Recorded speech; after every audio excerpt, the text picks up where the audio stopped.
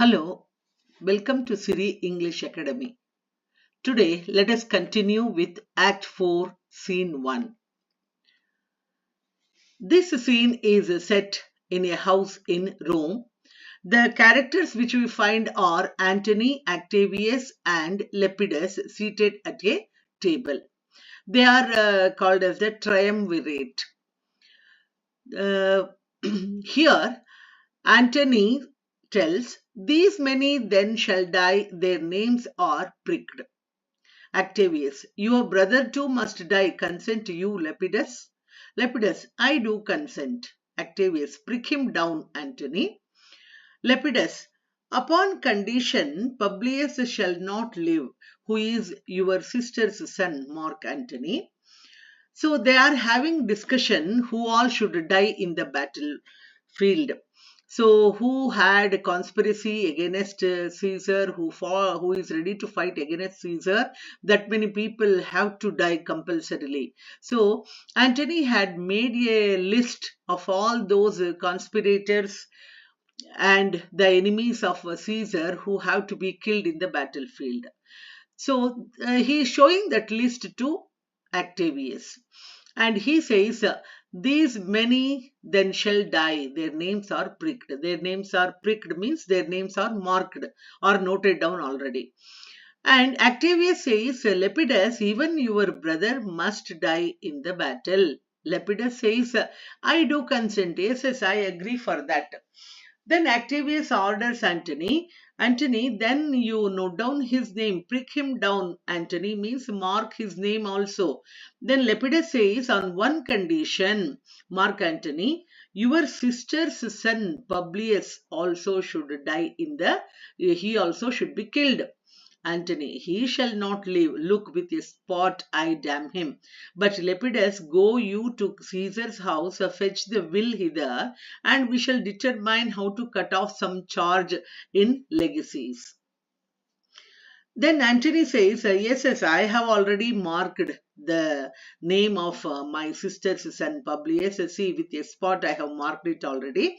Now Lepidus, go to Caesar's house and bring the will of Caesar. So we have to cut short some of the expenditure in order to maintain the legacies. Like that he orders Lepidus.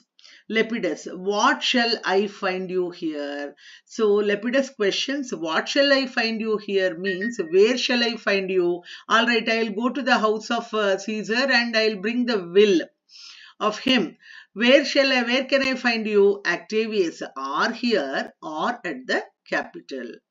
So Octavius says, you can find us here or at the capital. Exit Lepidus. Then Lepidus goes away. So here Lepidus is going to the house of Caesar in order to bring the will. So that is the order given by Antony.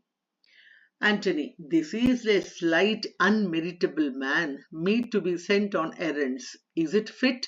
The threefold world divided, he should stand one of the three to share it.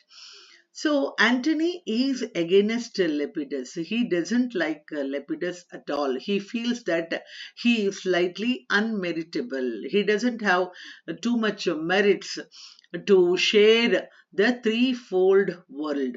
Now, threefold world here refers to Rome, which has to be divided among three men, that is Antony, Octavius, and Lepidus, because they are considered as the triumvirates, the three people who are going to share the entire Rome. So that is Europe, Asia, and Africa. These are the three which were under the control of Rome. So that has to be divided into threefold world division, it is called. Now, Antony is asking him, is it worth to divide one share with Lepidus? Because he is slightly unmeritable. He doesn't deserve, he is not worthy for it.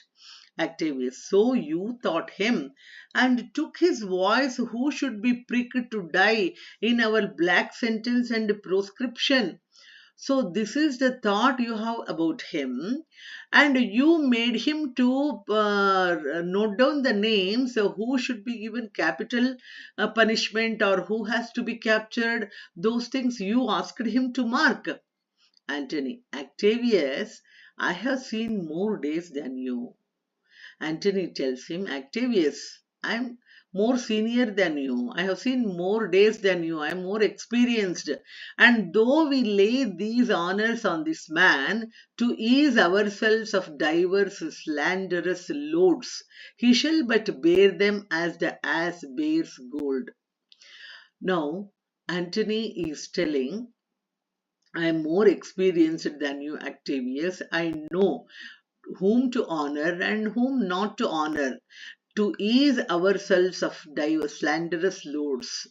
We can use him as an ass bears gold. So Lepidus is compared to an ass which bears gold.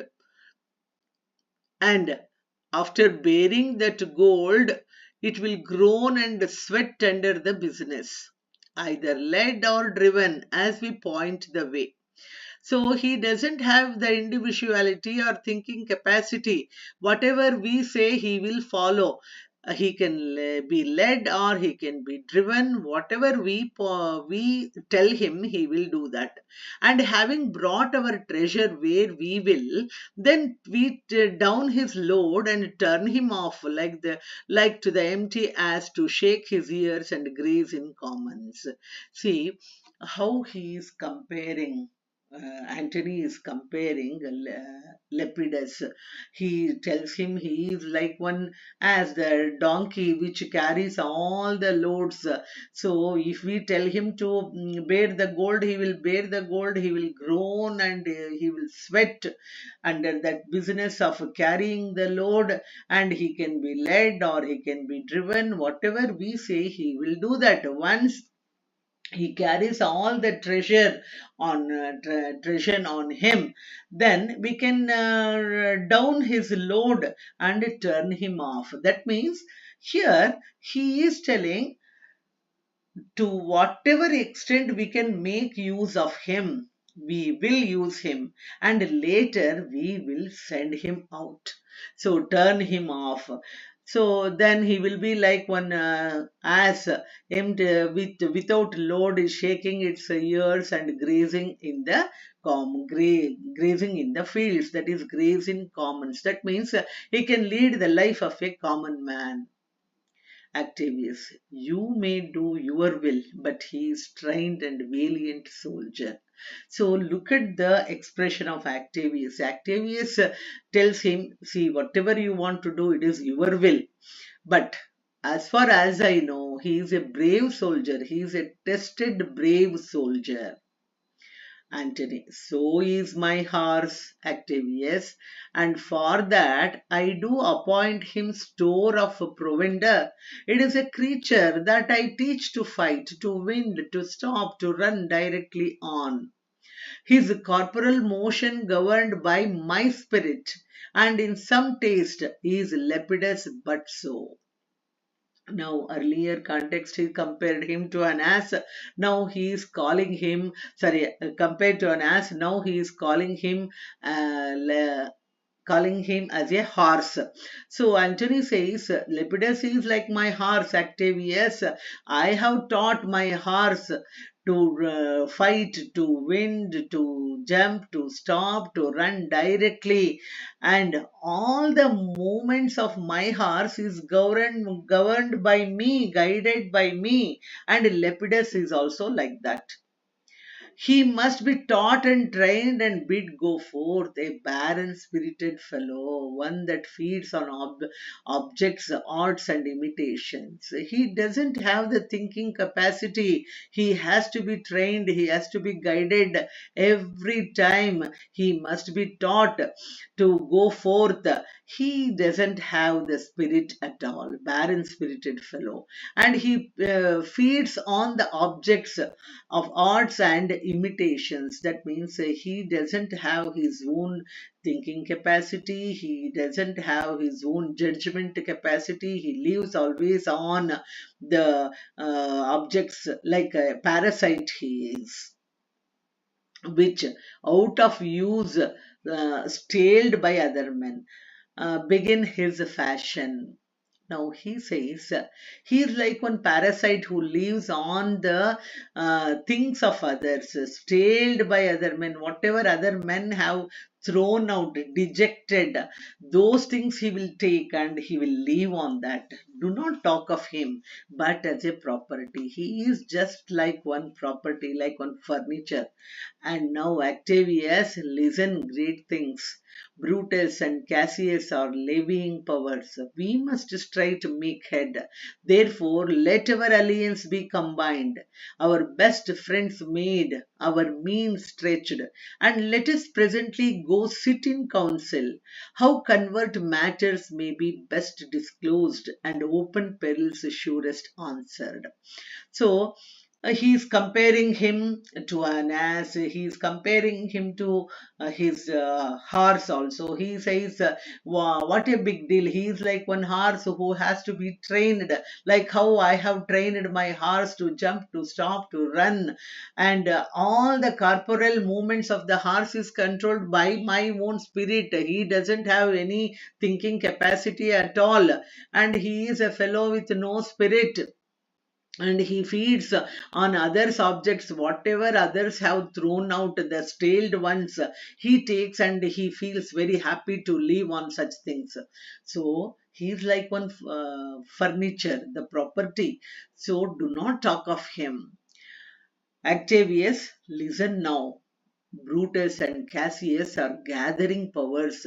We must strive to make head. Therefore, let our alliance be combined. We have to combine together. Our best friends made. We have to make more friends. Our means stretched. We have to stretch our means also. Let us presently go sit in council. We will go and have a council. But how covert matters may be best disclosed. Covert matters here refers to the things which are not yet disclosed, how far we can use it in a better way. And open perils surest answered. All the open dangers which we have to face has to be answered. So that means here Antony is giving a hint to him that let us combine our powers together and get ready for the fight with Brutus and Cassius, because they are already gathering more and more powers.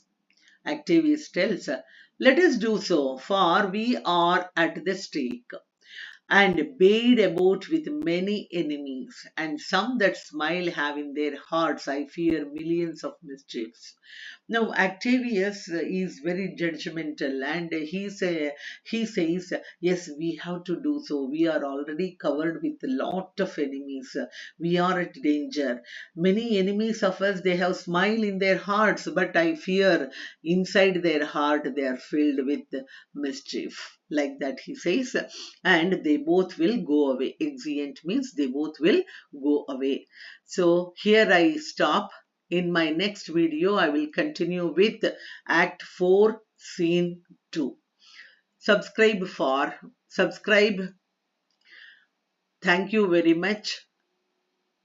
Refer to the videos for more content. Thank you.